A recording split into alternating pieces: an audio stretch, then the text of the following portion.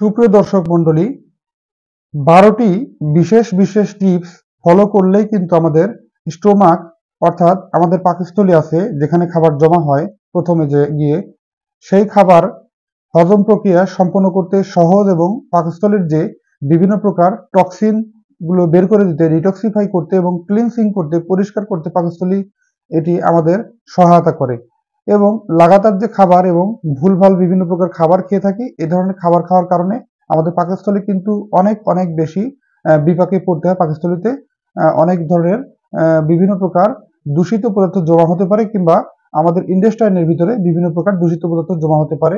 তাই ডিটক্সিফাই করতে অথবা ক্লিনসিং করতে, পরিষ্কার করতে সম্পূর্ণরূপে আমরা কিছু গুরুত্বপূর্ণ টিপসগুলো ফলো করব। সেই টিপসগুলো চলুন জানা যাক।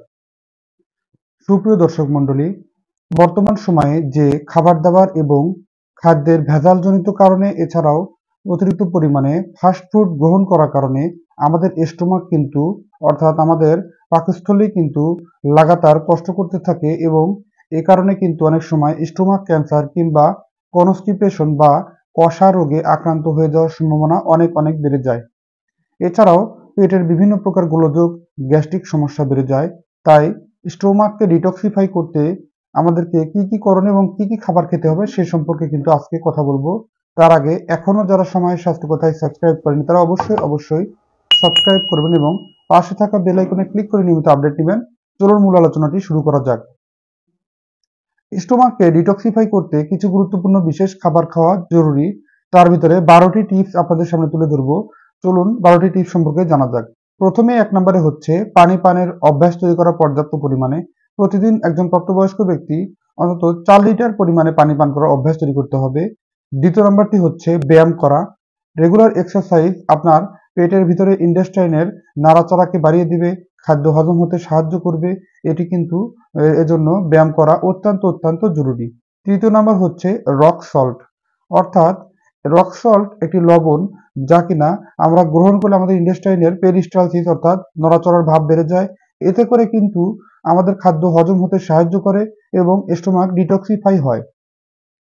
চতুর্থ নাম্বার হচ্ছে ফাইবার কন্টেনিং ভেজিটেবল অথবা ফ্রুটস। এই সমস্ত খাবার অর্থাৎ যে সমস্ত খাবারে অতিরিক্ত ফাইবার থাকে, সবজি, শাক, এছাড়াও বিভিন্ন প্রকার টমেটো হতে পারে, গাজর, এছাড়াও বিভিন্ন সবজি যেমন পাতাকপি কিংবা ব্রকলি, এরকম বিভিন্ন প্রকার সবজি আছে যেগুলো খেলে কিন্তু আমাদের অনেক অনেক উপকার হয় এবং স্টোমাক ডিটক্সিফাই হয়, স্টোমাক পরিষ্কার হয়, স্টোমাকের ভিতরে যে বজ্র বের হয়ে যায়, স্টোমাক সুস্থ হয়, স্বাভাবিক হয়। ষষ্ঠ নম্বর হচ্ছে অ্যালোভেরা, অ্যাপেল অথবা যে কোনো ভেজিটেবলের জুস আমরা খেতে পারি, যেগুলো কিনা আমাদের স্টোমাককে ক্লিনসিং করতে অত্যন্ত গুরুত্বপূর্ণ ভূমিকা পালন করে এবং এটি কিন্তু আমাদের মুভমেন্ট বাড়ায় স্টোমাকের ভিতরে, অর্থাৎ স্টোমাকের পেরিস্টালসিসকে বাড়ায়। এটি কিন্তু খাদ্য হজম হতে পরিপাক সহায়তা করে।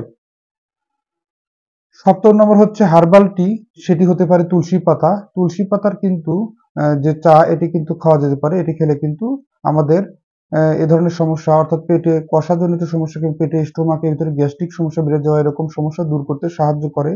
এছাড়াও পেটের ভিতরে গোলযোগ দূর করে।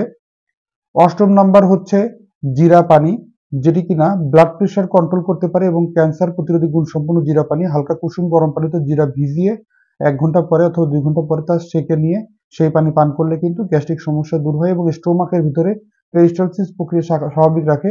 এতে করে কিন্তু খাবার হজমের পরিমাণ বাড়ায় এবং আমাদের ক্ষুধা লাগার প্রবণতা বাড়ে। ৯ নাম্বার হচ্ছে স্টার্চ জাতীয় খাবার গ্রহণ করা, টেক স্টার্চ। এটি হচ্ছে এর ভিতরে আছে সাধারণত স্টার্চ জাতীয় খাবার ভিতরে আছে বিশেষ করে আলু, আমাদের পরিচিত একটি খাবার। আলুর সবজি দিয়ে তরকারি রান্না করা এবং আলুর সাথে আলু ভর্তা কিংবা ভাজি করা, এগুলো খেলে কিন্তু আমাদের স্টোমাকের যে পেরিস্টালসিস বাড়ায়, খাদ্য হজম হতে সাহায্য করে। ১০ নাম্বার হচ্ছে প্রোবায়োটিক।